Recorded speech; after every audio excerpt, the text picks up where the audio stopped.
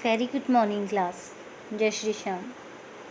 Chapter 4 जो है वो कंप्लीट हो चुका है। आज हम बात करते हैं इसके क्वेश्चन आंसर्स की।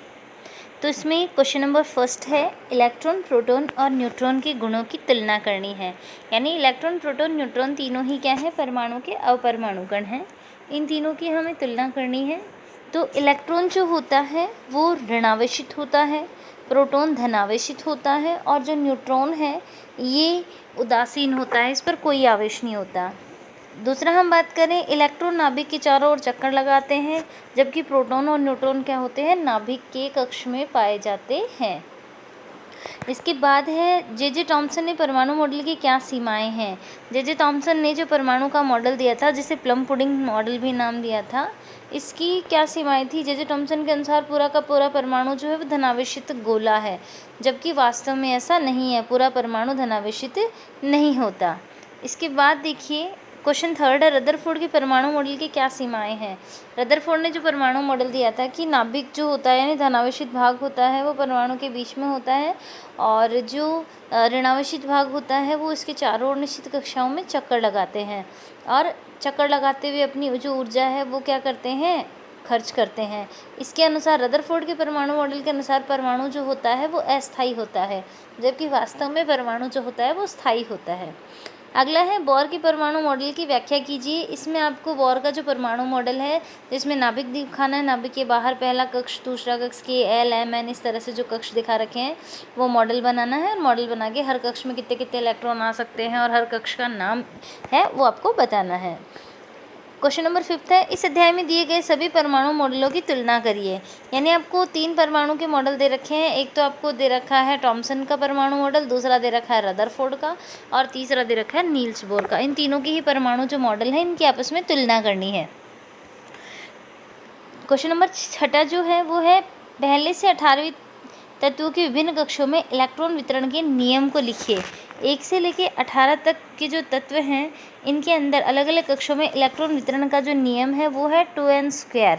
यानी 2n² जो है, इस फॉर्मूले के बेस पर जो इलेक्ट्रॉन है वो हम इसमें रख सकते हैं। इसके बाद देखिए जो क्वेश्चन अगला है, सिलिकॉन और ऑक्सीजन का उदाहरण देते हुए आपको इनकी संयोजकता बतानी है। ध्यान दीजिए, सिलिकॉन और ऑक्सीजन इन दोनों का एग्जाम्पल देते हुए हमें क्या बताना है, संयोजकता को बताना है। सबसे पहले हम ऑक्सीजन की ही बात कर लेते हैं। ऑक्सीजन जो है वो आवर्त सारणी में 8 नंबर पे आता है। 8 नंबर पे होने का मतलब है इसमें प्रोटॉन की संख्या 8 होना, और प्रोटॉन 8 है तो न्यूट्रॉन भी इलेक्ट्रॉन भी कितने होंगे, 8 होंगे। 8 इलेक्ट्रॉन है तो पहले कक्ष में 2 इलेक्ट्रॉन आएंगे, दूसरे कक्ष में इलेक्ट्रॉन होंगे 6। दूसरे कक्ष में 6 इलेक्ट्रॉनों का मतलब है कि जो अंतिम कक्ष है उसके अंदर 6 इलेक्ट्रॉन है, और अष्टक पूरा करने के लिए इसे 2 इलेक्ट्रॉनों की ज़रूरत और होगी। तो 2 इलेक्ट्रॉनों की ज़रूरत और होने के कारण इसकी जो संयोजकता होगी वो होगी माइनस में। ठीक है, यानी ऑक्सीजन जो होता है वो 2 इलेक्ट्रॉनों को और ग्रहण करेगा, इसीलिए इसकी संयोजकता हो जाएगी माइनस के अंदर। तो ध्यान रखें, यहाँ पर ये जो संयोजकता है ये माइनस में होने का कारण ये है कि जो ऑक्सीजन का परमाणु है वो क्या करता है, अंतिम कक्ष में 2 इलेक्ट्रॉन ओढ़ लेता है, और 2 इलेक्ट्रॉन लेने के कारण इसकी संयोजकता होती है -2। अगर हम सिलिकॉन की बात करते हैं तो सिलिकॉन आता है 14 नंबर पे। तो पहले कक्ष में 2 इलेक्ट्रॉन, दूसरे कक्ष में 8 और तीसरे में आएंगे 4 इलेक्ट्रॉन, तो इसकी संयोजकता होगी 4। अगला क्वेश्चन देखिए, उदाहरण के साथ व्याख्या कीजिए। परमाणु संख्या, द्रव्यमान संख्या, समस्थानिक और संभारिक, इन चारों की उदाहरण सहित व्याख्या करनी है।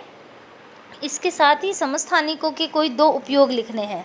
एक चीज़ और है, क्वेश्चन नंबर 7 जो है इसमें संयोजकता की परिभाषा भी लिखनी है आपको।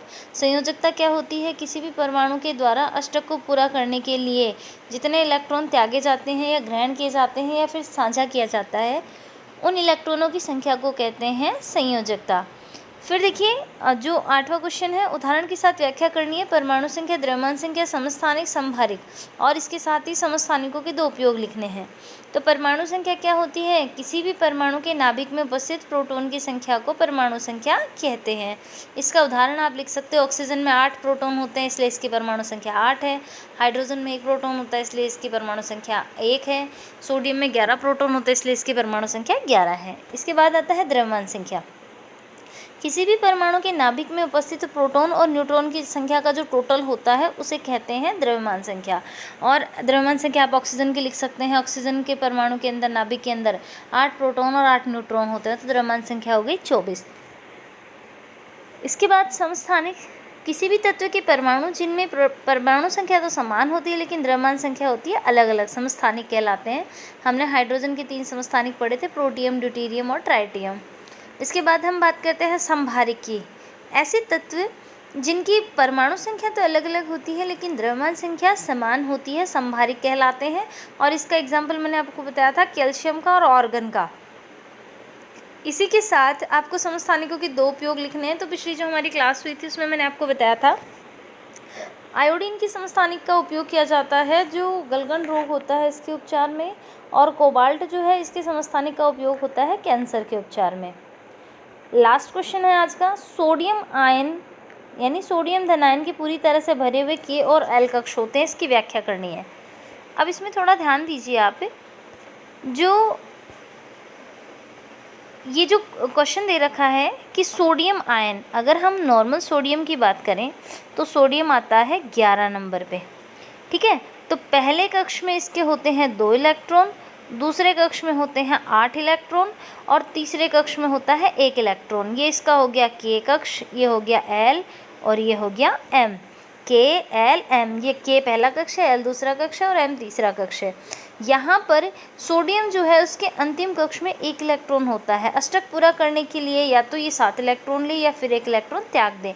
तो सोडियम क्या करता है, 7 इलेक्ट्रॉन इसको कहीं से भी नहीं मिलते तो सोडियम क्या करता है, 1 इलेक्ट्रॉन को त्याग देता है। 1 इलेक्ट्रॉन त्यागने के बाद इसका पहले वाला अंतिम कक्ष हो जाता है ये, जिसके अंदर 8 इलेक्ट्रॉन पूरे हैं। सोडियम ने 1 इलेक्ट्रॉन त्यागा है इसलिए इसकी संयोजकता हो गई प्लस में, ठीक है, और 1 को लिखने की ज़रूरत नहीं होती। अब इसमें दे रखा है सोडियम ने इलेक्ट्रॉन त्यागने पर वो आवेशित हो जाता है, धनायन बन गया। ये तो है सोडियम का परमाणु और ये है सोडियम आयन, यानी इलेक्ट्रॉन त्यागने के बाद, अष्टक पूरा करने के बाद। अगर हम सोडियम आयन की बात करें तो 1 इलेक्ट्रॉन तो इसने त्याग दिया। अब इसके पास पहले कक्ष में बचे 2 इलेक्ट्रॉन और दूसरे कक्ष में है 8 इलेक्ट्रॉन और इसका अष्टक होता है कंप्लीट।